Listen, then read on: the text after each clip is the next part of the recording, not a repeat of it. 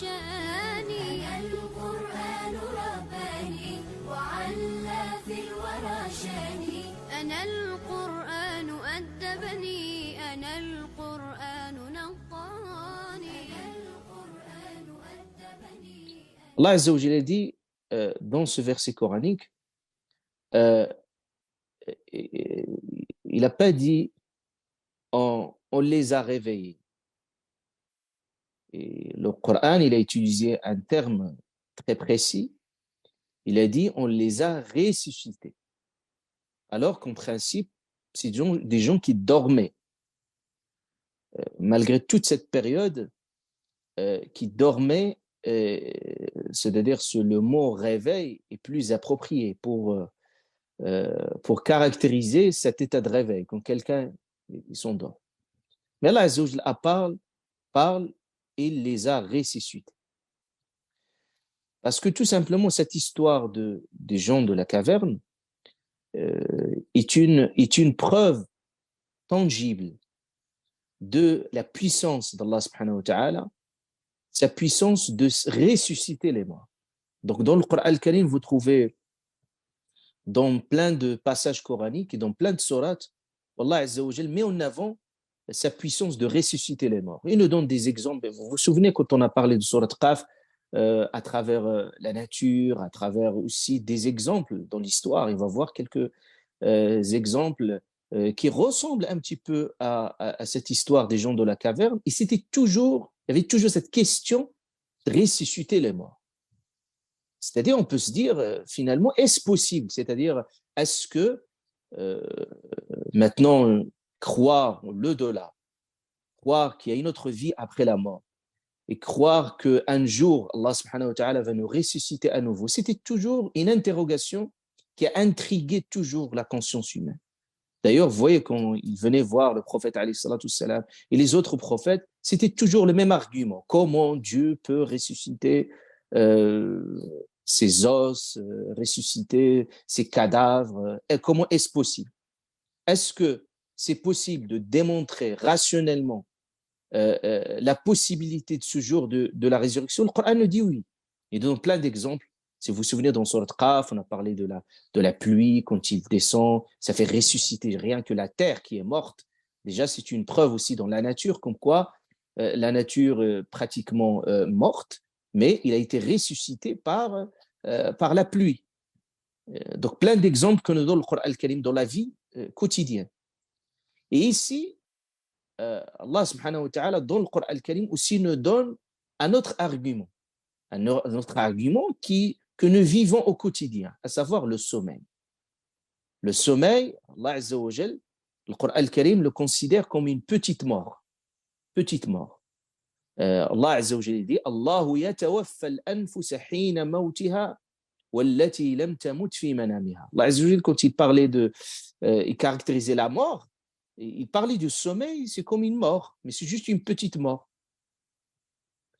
C'est pour ça, quand vous voyez quelqu'un, tout le monde a fait cette expérience, quand vous voyez quelqu'un en train de dormir, donc vous avez l'impression qu'il est mort, complètement mort. Et c'est encore plus étonnant pour ces gens de la caverne, parce que quand les gens les voyaient, تحسبهم أيقاظا وهم رقود. Vous vous souvenez le verset qu'on a vu la dernière fois, il dit تحسبهم, tu as l'impression qu'ils sont vivants, alors qu'ils dorment.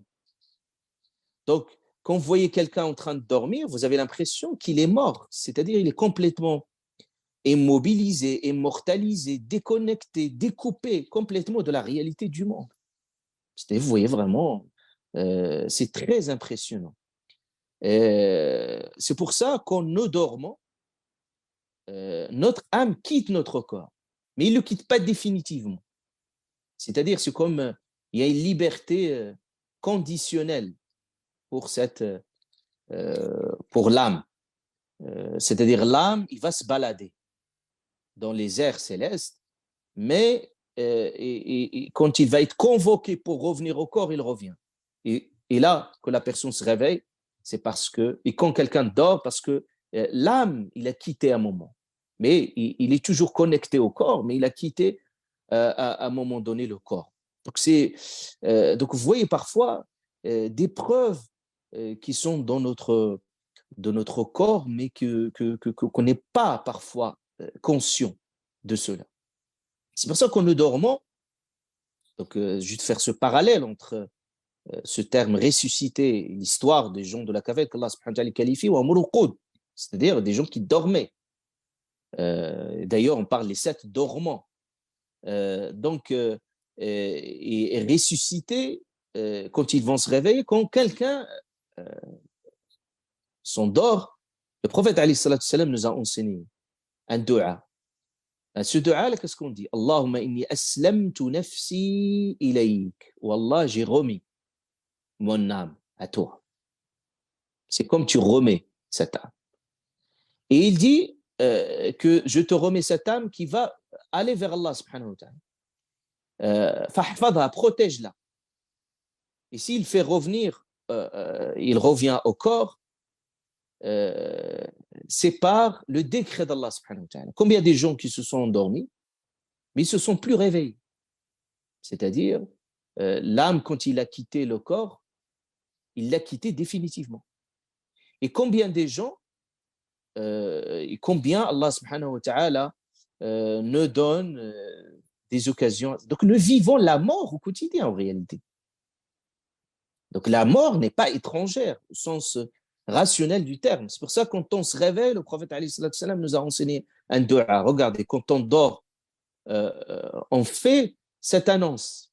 Je te remets mon âme. C'est-à-dire que je me dis dans ma tête que cette âme va quitter le corps, mais je n'ai aucune garantie que cette âme va revenir encore à nouveau. C'est-à-dire, en principe, quand on dort, on entre dans une forme d'expérience de mort, en réalité. Mais parfois, juste parce que l'habitude, on dort, etc., mais on ne se rend pas compte de cette dimension existentielle. Et quand on se réveille, le prophète nous a enseigné, on dit Alhamdulillah, regardez ce beau dua. Alhamdulillah, alladhi radda alayya ruhi. Alhamdulillah, je remercie Allah qui m'a rendu mon âme.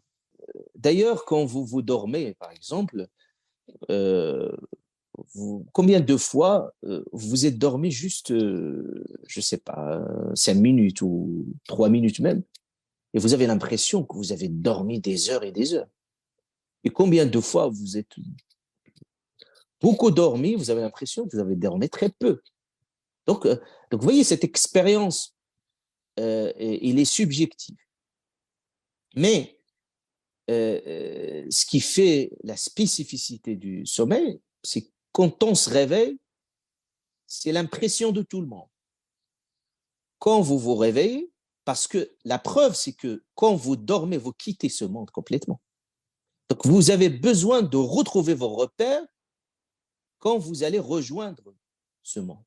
La preuve, c'est que quand on se réveille, on est un peu déboussolé, perdu. C'est-à-dire, jamais quand vous vous réveillez, vous serez dans un état normal. Première des choses, c'est que vous avez l'impression de se déconnecter d'un monde pour être connecté à une autre réalité.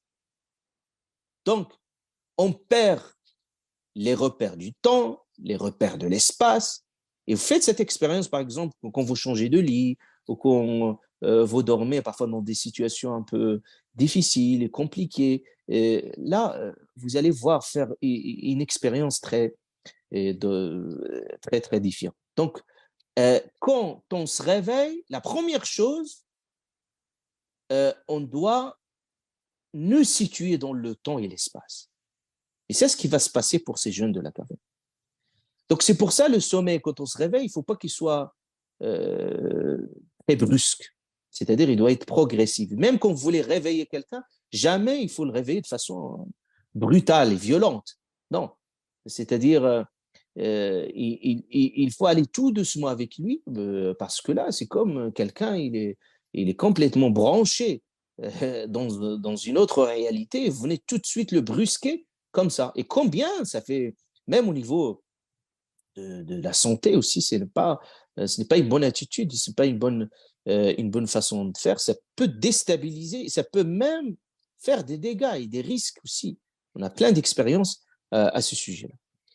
Donc, puisqu'on est perdu, déboussolé, on n'a plus de notion de temps, d'espace, vous voyez, quand on se réveille, la première chose que vous faites, naturellement, tout le monde le fait, la première chose que vous faites, c'est qu'il faut regarder la montre. Pourquoi, quand je me réveille, je regarde la montre? Parce que je ne sais pas. Je ne sais pas combien j'ai dormi. Parce que la montre me permet de me situer dans le temps. C'est-à-dire, je fais un petit réglage pour situer dans ce monde-là. Parce qu'on perd complètement ses repères temporels. Et c'est ce qui est arrivé à ces gens de la caverne. Donc, toute cette introduction pour que vous compreniez le sens profond de ce verset. Allah subhanahu wa ta'ala, il dit, et c'est ainsi que nous les ressuscitâmes afin qu'ils s'interrogent entre eux. L'un parmi eux dit, combien de temps avez-vous demeuré là? Ils diront, nous avons demeuré un jour ou une partie d'un jour. C'est-à-dire, la première interrogation, c'était la suivante. Combien de temps avez-vous demeuré là? C'est-à-dire, il se pose des questions sur le temps pour se situer dans le monde.